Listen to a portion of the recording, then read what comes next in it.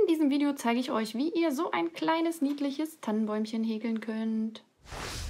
Fröhliches Fummeln, ihr Lieben! Heute häkeln wir zusammen diesen schönen Tannenbaum. Ich bin Caro von Caros Fummelei und ich zeige euch heute, wie ihr das machen könnt. Wir arbeiten hier mit Büschelmaschen und das ist eine der beliebtesten Anleitungen auf meinem Blog. Und ich habe das in einer nachhaltigen Variante für euch und zwar aus einem Hanfgarn. Ich zeige euch das mal. Ich benutze hier das Creative Natur von Rico Design. Das ist so ein 100% Hanfgarn, was wirklich nur für Deko-Sachen geht. Also es geht nicht für Klamotten oder so. Das ist ziemlich hart und fest. Geht aber als Topfschrubber und als Peeling-Schwamm sehr gut. Da ist kein Plastik drin und das ist eine coole Sache. Das gibt es auch noch in anderen Farben. Ich zeige es euch mal ganz kurz. Hier gibt es noch so ein cooles Senfgelb, ein Rosa, schwarz, so ein Blau. Und eben diese beiden Farben, für die ich mich hier entschieden habe, für mein Tannenbäumchen. Das ist einmal so Naturfarben und einmal braun. Ein großer Teil des Bäumchens wird hier in der Naturfarbe gehäkelt und dann kommt noch so ein kleiner Stamm in braun dran. Das heißt, wir brauchen erstmal die Naturfarbe. Falls euch genauer interessiert, was ich hier für Materialien benutze oder ihr euch das mal genauer angucken wollt, ich verlinke das alles in der Videobeschreibung, da könnt ihr es euch ansehen. Und falls ihr Interesse habt, weitere Videos von mir anzugucken, dann abonniert auf jeden Fall meinen Kanal und drückt das Glöckchen, damit ihr nichts verpasst. Hier zeige ich euch jetzt, was ihr noch braucht. Neben dem Garn braucht ihr noch eine Schere, eine Vernähnadel und eine Häkelnadel. Ich habe hier die 3,0 mm Adi Duett, die hat keinen Griff, die benutze ich am liebsten zum Häkeln und ich häkel sehr locker. Wenn ihr normal stark häkelt oder normal fest häkelt, dann nehmt eine 3,5 mm Nadel zu diesem Garn, das passt dann auf jeden Fall auch sehr gut. Ihr könnt natürlich auch jedes andere Garn nehmen, passt die Häkelnadel dann dazu an, dass das funktioniert. Wir starten und häkeln immer in Reihen. Falls ihr lieber nach einer Textanleitung häkelt oder euch die nebenher aufrufen wollt, damit ihr wisst, wo wir gerade sind, dann guckt mal auf carosfummelei.de auf meinem Blog. Da unter Gratisanleitungen findet ihr die Anleitung auch schriftlich. Ich verlinke euch die auch unten nochmal in der Videobeschreibung, dann findet ihr es auf jeden Fall. Da habe ich auch nochmal eine andere Variante gemacht, wie man das halt machen kann, wenn man das einfach nur so als kleinen Anhänger machen will und nicht als Topfschrubber. Dann reicht nämlich, wenn ihr eine Seite häkelt. Das sage ich aber zwischendurch nochmal. Also, wir starten mit 2 Luftmaschen. In meiner schriftlichen Anleitung habe ich das schon als erste Reihe bezeichnet. Ja? Dann häkeln wir zurück und häkeln in die zweite Luftmasche ab der Nadel. Also diese erste hier, das überspringen wir, das ist eine Wendeluftmasche. In die zweite Luftmasche häkeln wir jetzt 2 feste Maschen rein. Und das war dann unsere zweite Reihe. Jetzt häkeln wir noch eine Luftmasche zum Wenden und drehen das Ganze um. Jetzt folgt die dritte Reihe. Wir häkeln eine feste Masche in die erste Masche.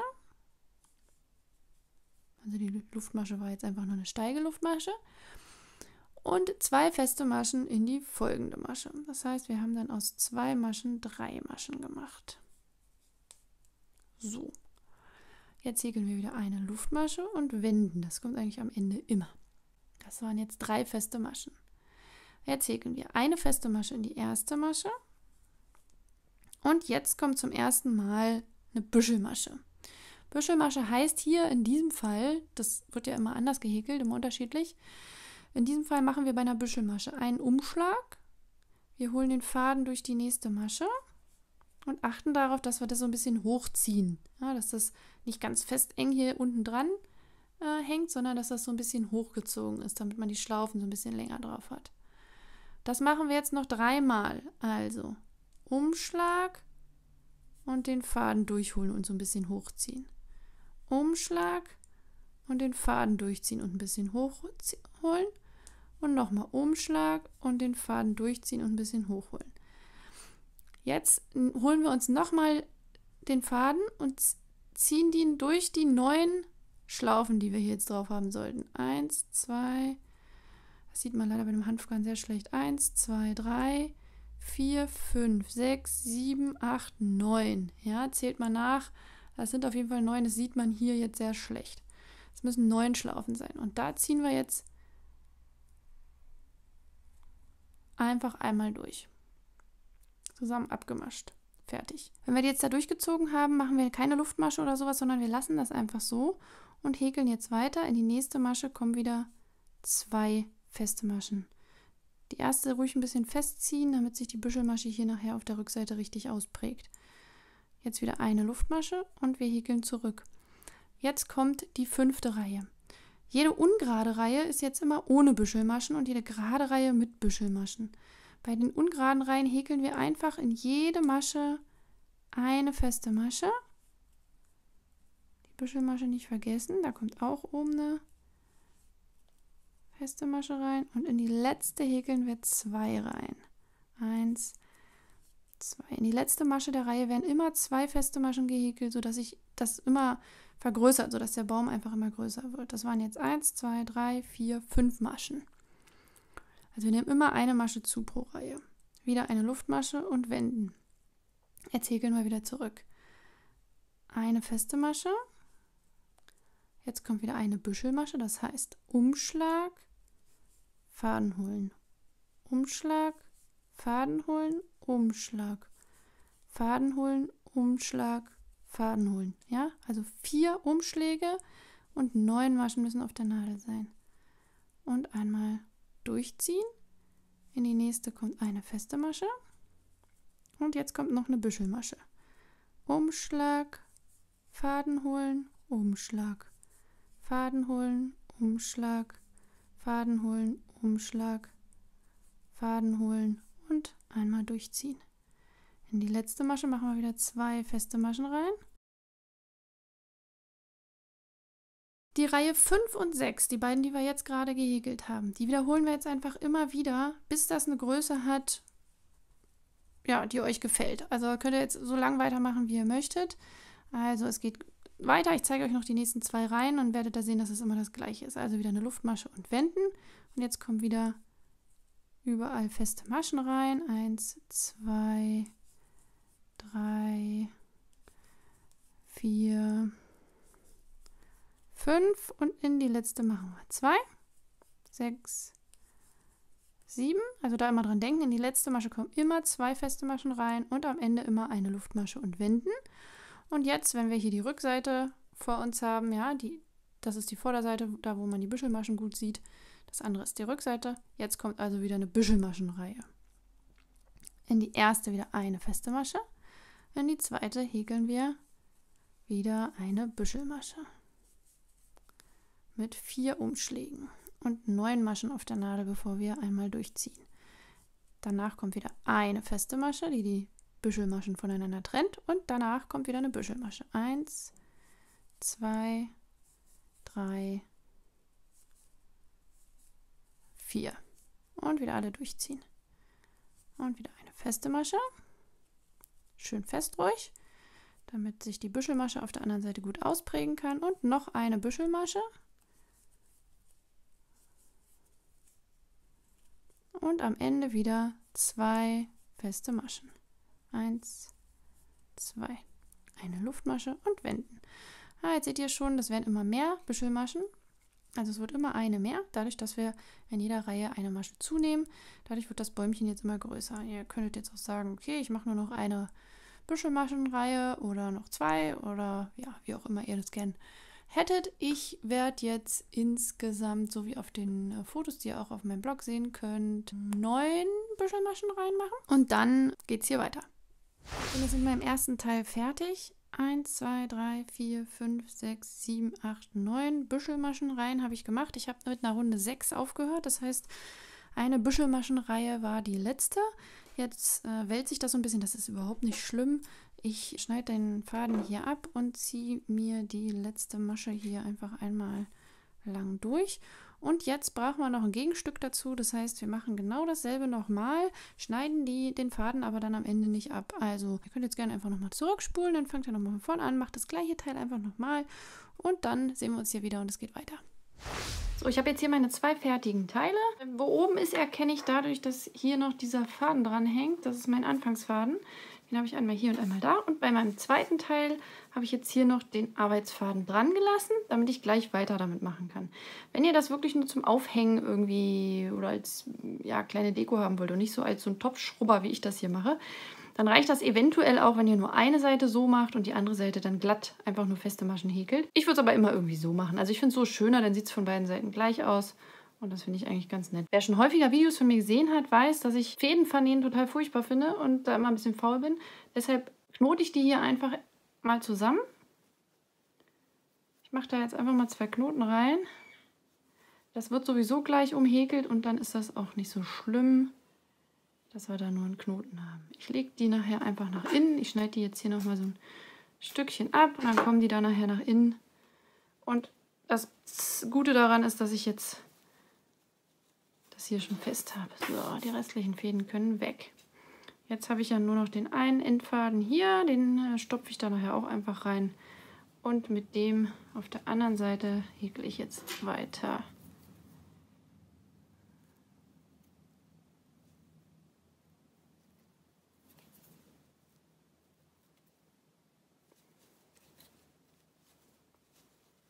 So, da ist jetzt meine Masche.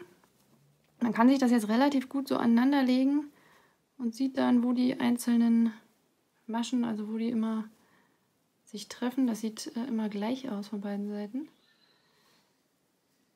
Man kann es aber auch ein bisschen verschieben. Also so wie es bei euch gut passt, das ist jetzt nicht so wichtig, dass das jetzt total gut passt. Ich mache jetzt hier auf der vorderen Seite einfach erstmal eine Kettmasche rein. Und jetzt verbinde ich das Ganze, indem ich ringsrum feste Maschen häkle. In die Spitze kommen 3 und in diese Ecken kommen 2 feste Maschen. Also fange ich jetzt hier einfach erstmal an und steche durch das vordere Teil und durch dieselbe Stelle auf dem hinteren Teil und häkle eine feste Masche. Jetzt geht das immer so weiter. Eventuell ist es nicht schlecht, wenn ihr euch dann eine kleinere Häkelnadel nehmt, weil das ein bisschen schwierig geht, jetzt hier durch die Maschen zu stechen. Aber es funktioniert. Ich bin da, wie gesagt, auch gar nicht so super ordentlich. Ich gucke jetzt einfach, dass ich hier immer auf der vorderen und auf der hinteren Seite da durchsteche am Rand und immer feste Maschen häkle. Das machen wir jetzt, wie gesagt, einmal ringsrum. Man kann immer ein bisschen gucken, dass es auch noch einigermaßen gerade ist und passt. Und so häkeln wir jetzt die beiden Teile zusammen und haben dann auch gleichzeitig einen schönen Abschluss. Ja, wie gesagt, achte hier wirklich nicht drauf, dass das jetzt irgendwie super gleichmäßig wird oder so. Das sieht man nachher alles nicht. Das ist alles in Ordnung, wenn man das mit so einem bisschen strubbeligen Garn macht. Dann fällt das gar nicht so doll auf. Ansonsten, wenn ihr jetzt ein ganz glattes Garn nehmt, würde ich da schon ein bisschen mehr drauf achten. Dann seht ihr aber auch die Maschen besser und habt nicht so das Problem wie ich, dass man das hier gar nicht so genau sehen kann. Jetzt sind wir hier oben an der Ecke, da lege ich meine beiden Fäden, die ich da zusammengeknotet habe, so nach innen. Die sind dann da gleich noch ein bisschen Füllmaterial. Und jetzt sind wir hier oben an der Ecke angekommen.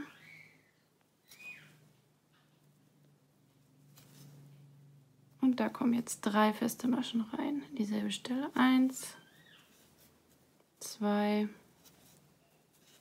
3. Und jetzt geht es weiter hier bis unten runter. Und dann machen wir da 2 feste Maschen. Dann noch das Stückchen. Und dann geht es hier weiter. Einmal im Schnelldurchlauf.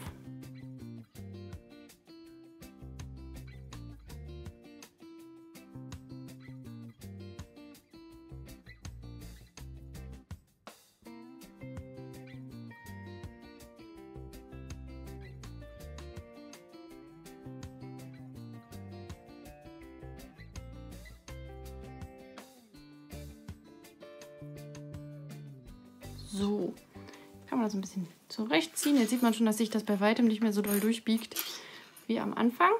Und jetzt schneiden wir uns den Faden einfach ein Stückchen ab, ziehen die letzte Masche hier lang und machen einen unsichtbaren Rundenabschluss. Wenn ihr noch nicht wisst, wie das geht und das nochmal ganz genau sehen wollt, dann schaut mal hier oben. Ich verlinke euch mein Tutorial-Video dazu.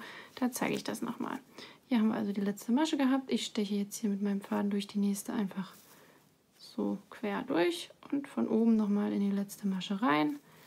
Dann sieht man dann nachher nicht mehr, dass da der Rundenanfang war.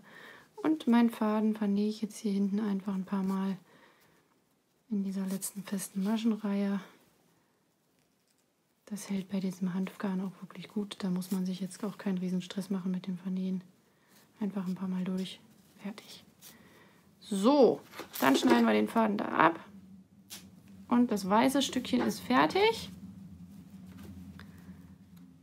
Und jetzt kommt noch der braune Stamm. Dafür nehme ich das Braun dazu. Und ich suche mir mit der Vorderseite, die ich gerade quasi auch nach oben hatte, so rum lege ich mir das wieder hin. Das hier ist jetzt meine Spitze. Da hatte ich vorhin 3 feste Maschen reingemacht. Und jetzt suche ich mir hier ungefähr die Mitte und von der Mitte aus die 2 Maschen weiter rüber. Ihr könnt das auch auszählen, aber ich finde, man sieht das jetzt hier auch so ganz gut. Man kann auch sich hier ein bisschen an den Büschelmaschen orientieren. Das waren ja 9, also 1, 2, 3, 4. Dann ist das die mittlere Büschelmasche. Und wenn das die mittlere Büschelmasche ist, dann ist hier die Mitte. Also gehen wir jetzt 1, 2 Maschen rüber und in diese Masche, da setzen wir jetzt unseren Faden an. Wir häkeln jetzt erstmal nur in die vorderen Maschenglieder. Das heißt, ich gehe nur in den vorderen Teil der Masche und setze mir da den braunen Faden an, indem ich den einfach einmal durchziehe und eine Luftmasche mache. Und jetzt mache ich in dieselbe Stelle auch wieder nur das vordere Maschenglied eine feste Masche. Ich häkel mir den Faden da hinten jetzt ein bisschen mit ein, damit ich den nicht vernähen muss. Eine feste Masche. In die nächste Masche auch wieder in das vordere Maschenglied. Noch eine feste Masche. Und in die nächste genau dasselbe nochmal. Und in die nächste dasselbe auch nochmal. Immer in das vordere Maschenglied. Jetzt haben wir 4 feste Maschen in die vorderen Maschenglieder gehäkelt. Nicht wundern, das Baby schreit im Hintergrund. Und jetzt drehen wir das Ganze um und häkeln in die rückwärtigen Maschenglieder, die wir eben nicht mit behäkelt haben, hier wieder zurück, sodass wir quasi im Kreis häkeln. Das ist bei der ersten jetzt hier ein bisschen schwierig, aber das funktioniert. Einfach in Ruhe machen. So, da machen wir jetzt auch wieder eine feste Masche rein.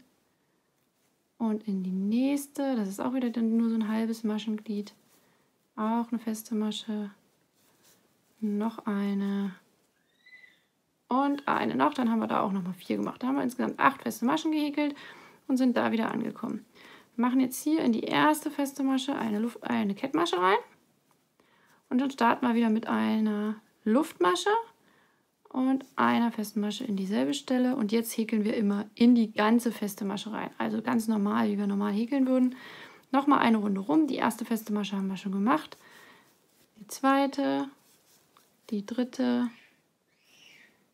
die vierte,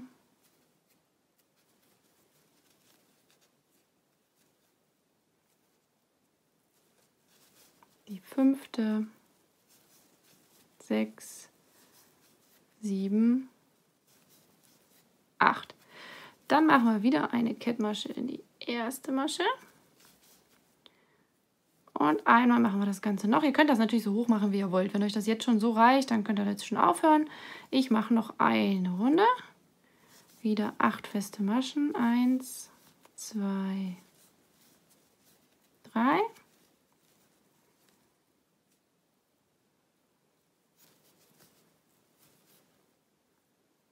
Vier, 5, 6, 7, 8. Und jetzt wieder eine Kettmasche in die erste Masche. Und jetzt machen wir wieder eine Luftmasche und jetzt häkeln wir das da unten noch zusammen. Also wir häkeln jetzt wie, als wir hier die Umrandung gemacht haben, legen wir uns den so ein bisschen, ja, machen den so ein bisschen platt hier unten den Stamm und häkeln in die erste Masche und in die erste Masche auf der hinteren Seite. Das ist dann die. Zusammen eine feste Masche rein. Und das gleiche machen wir dann nochmal. Das ist dann die zweite. Die dritte. Und zum Abschluss noch die vierte Masche. So, abschneiden. Den Faden hier schneide ich auch einfach ab, weil ich faul bin und keine Lust habe, den zu vernähen. Da kann sowieso nichts passieren. Den haben wir hier mit eingehäkelt. Und dann muss das hier noch ein bisschen vernäht werden. Das steche ich immer ganz gern hier so ein bisschen einfach hoch, damit die Masche sich da so ein bisschen lang zieht und das schön abgerundet aussieht. Und dann einfach hier noch ein paar Mal durch. Das Schöne ist, wenn wir den Stamm da so in Runden häkeln, wir haben eigentlich immer nur ja, feste Maschen der Vorderseite und keine rückseitigen festen Maschen. Ich finde, das sieht immer nicht so schön aus und dann ziehen sich die Maschen auch so auseinander. Ich finde es persönlich so hübscher. So, das reicht auch. Das hält auf jeden Fall. Fertig. Den kleinen Schniepel hier können wir auch noch abschneiden, dann sieht es ordentlicher aus. Gut. Jetzt können wir hier oben noch so eine Aufhängeschlaufe dran machen. Ich habe das, wie ihr vielleicht schon gesehen habt, in 2 verschiedenen Varianten gemacht auf meinem Blog, in dem Blogpost auf den Fotos. Ich habe das einmal mit so einer kleinen Kugel noch gemacht und bei dem Spülschwamm habe ich es aber ganz normal einfach nur gemacht. Das heißt, ich habe einfach nur eine Luftmaschenkette gehäkelt. Könnt ihr im Grunde auch so lang machen, wie ihr wollt. Ich häkel jetzt hier mal 4, 5, 6, 7, 8, 9, 10, 11, 12, 13, 14, 15, 16, 17, 18, 19, 20. Reicht mir das schon? Einmal zusammenlegen und mal gucken. Wenn ihr anderes Garn nehmt, auch einfach mal überprüfen. Nö, ich mache noch 10, 21, 22, 23, 24, 25, 26, 27, 28, 29, 30. Dann schneide ich den Faden einfach ab. Ziehe das hier ordentlich fest, auf der anderen Seite auch nochmal. Dann lasse ich hier einfach ein kleines Stückchen von dem Faden überstehen und schneide das hier ab. Dann ziehe ich mir diese Luftmaschenschlaufe hier oben durch die oberste Masche einfach einmal durch.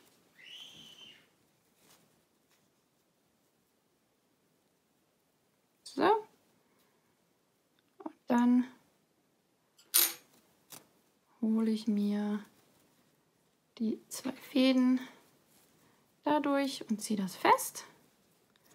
Und hier oben mache ich einfach einen Knoten rein. Möglichst nah da oben am Ende. So. Jetzt könnt ihr, die da oben kann man auch noch ein bisschen kürzer schneiden. Wir haben da ja jetzt Knoten drin, da passiert ja auch nichts mehr. So, und das mit dem Hanfgarn, das hält hier auf jeden Fall. So, das war's. Das ist unser Tannenbäumchen. Ich hoffe, es hat euch Spaß gemacht und ihr macht ein paar und verschenkt die oder nutzt die selber, dekoriert eure Wohnung damit oder sogar den Weihnachtsbaum. Ich wünsche euch noch eine schöne Vorweihnachtszeit und eine fröhliche Weihnacht und viel Spaß beim Fummeln und bis zum nächsten Mal.